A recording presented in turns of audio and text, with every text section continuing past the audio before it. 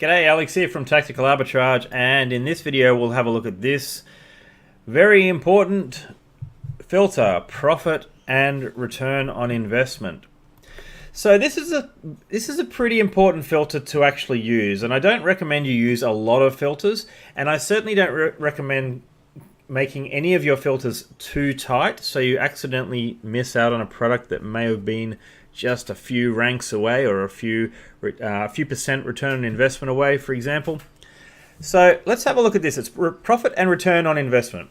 And the two filters are only keep the data if the gross profit is at least a certain amount of dollars, and only keep the data if gross return on investment is at least a certain percentage.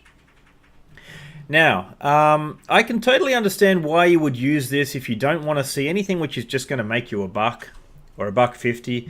You may want something which is going to start, even those really high ranked products that move quickly, or would you say low ranked products that move quickly, those few thousand rank items, you still possibly want to make sure that there's a little bit of juice in the tank to justify that, especially when you take into account that prices can shift a little bit on Amazon. So if there's only really $1 in it, for example, and then the prices shift a bit, or a few extra people come on the listing and they put in a little bit of a race to the bottom, not a practice I agree with it at all, but certainly does happen.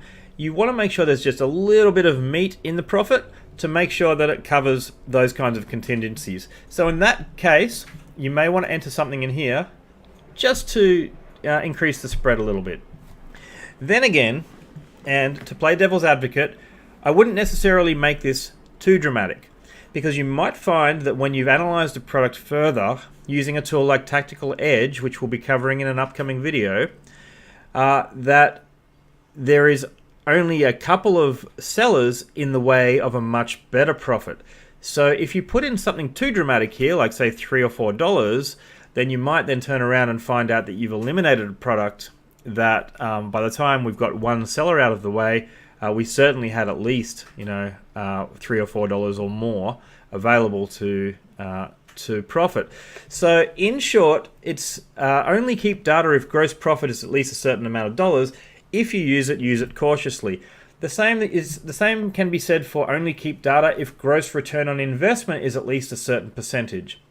I like to keep this super low myself. In fact, I will look at things 5% or higher, because if I can see that something is flipping very, very quickly, even at sort of 5 to 10%, I think about what kind of percentage my money would make if I just left it sitting in the bank doing nothing while I thought about what to do next. I certainly would not get 5% every month or 5% every few weeks.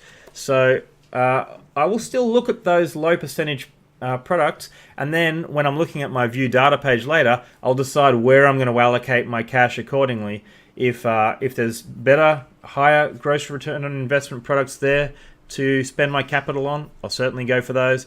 But if there's only low percentage items there, but they sell very, very quickly, then I won't necessarily ignore those either. So use these filters. Definitely want to get across those negative percentage thresholds by putting something in here, particularly the percentage filter. But don't necessarily make these so dramatic that you eliminate a lot of the good products that could be available to analyze further. And that's it for this video. I'll see you in the next one.